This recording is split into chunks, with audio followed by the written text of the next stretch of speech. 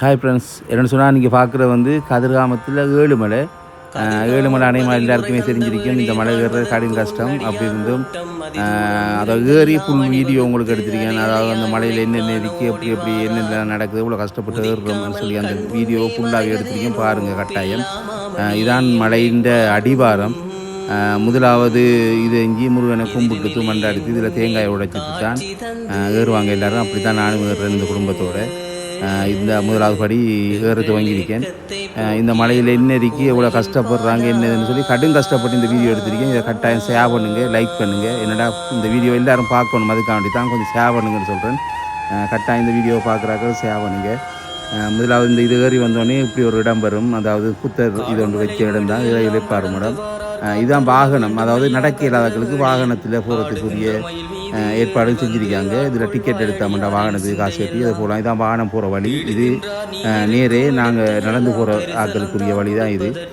மேலே ஏறினோடனே அடுத்த படி தான் இந்த இது வரும். அதில் கும்பிடுத்து சாமியை இதை வழிகிட்டோம். இருந்தால் பார்த்தீங்கன்னா அவ்வளோங்க நானும் மகனும் தான் போகிறோம்.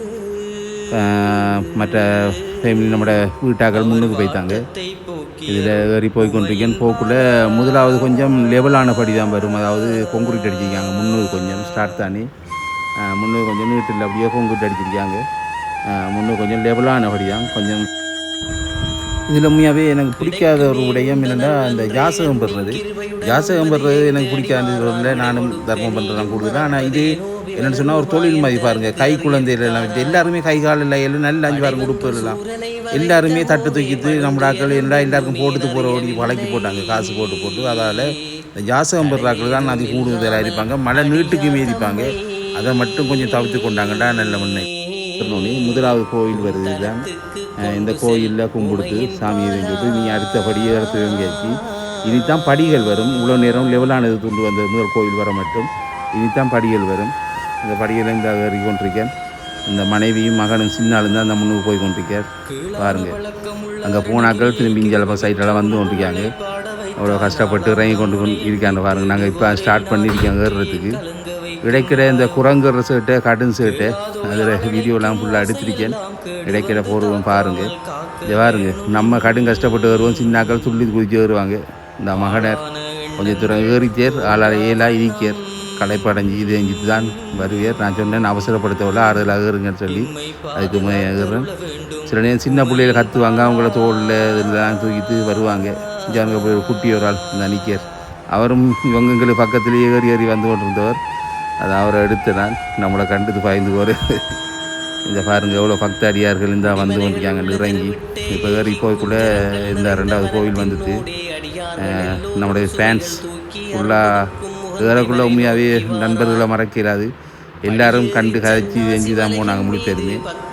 உண்மையாகவே எனக்கு இந்த வீடியோ எடுத்ததில் ஒரு திருப்தி என்னென்னா, நம்ம இவ்வளோ கஷ்டப்பட்டு வீடியோ போடுறோம், அந்தளவுக்கு நம்மளோட ஃபேன்ஸ் நம்மளை பார்க்காங்க, இது செய்யாங்க, ஆதரிக்காங்க. உண்மையாக ஏறின கவலையே தெரியல, அந்தளவுக்கு அப்படி இது இருக்குது. இது இந்த அடுத்த கோயிலுக்கு வந்துட்டோம். இந்த கோயிலில் என்னடா இடைக்கிட இப்படி கோயில்கள் இருக்கும்.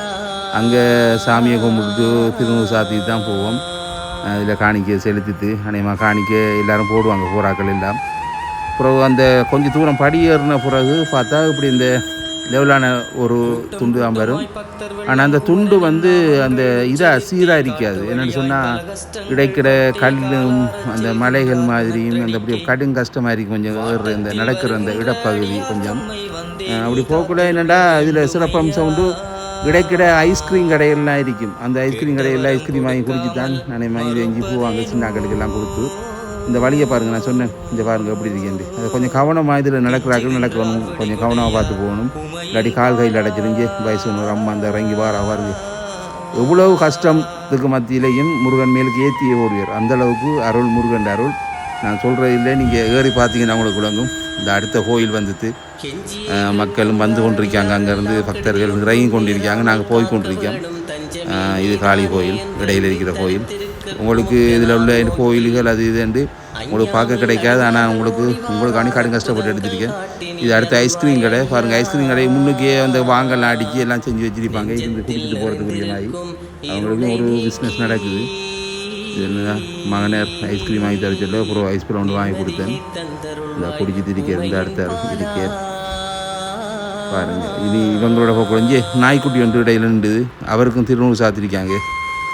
இந்த பார்த்தீங்கன்னா நான் சொன்னேன் வழி கொஞ்சம் இடையில் கொஞ்சம் லெவலான வழி கொஞ்சம் மோசம்னு சொல்லி, அதான் அந்த வழி.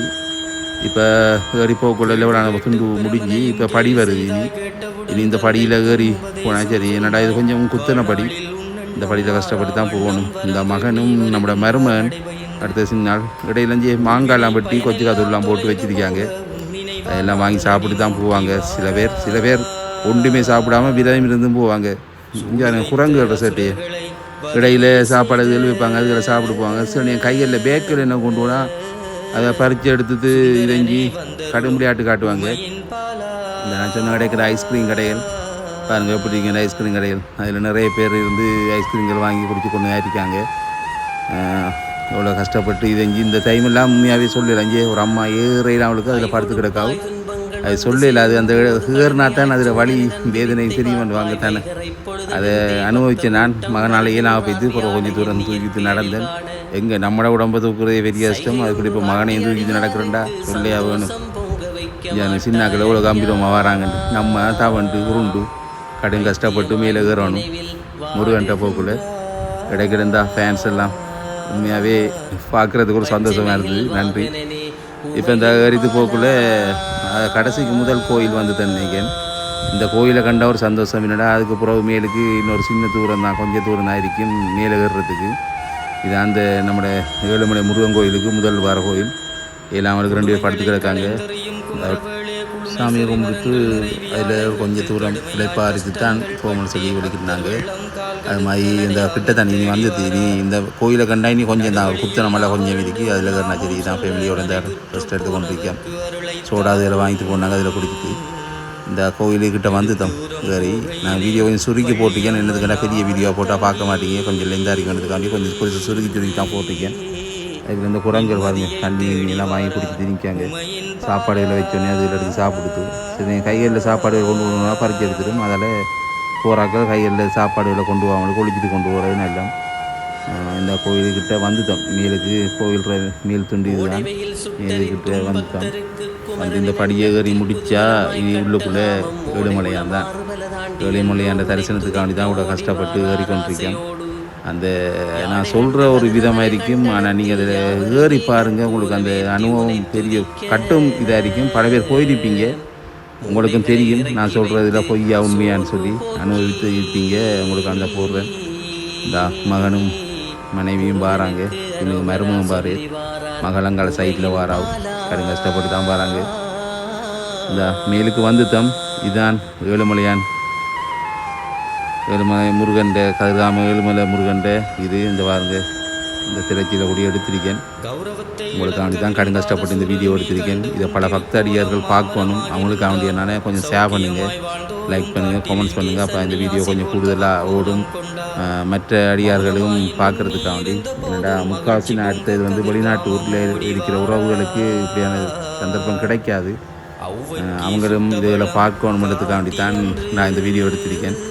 மேலுக்கு அப்படி அந்த கும்பிடுத்து மேலே ஏறி வந்தோம்டா இதான் இந்த இளைப்பாறை மண்டபம் இடம் ஒன்று இருக்கு.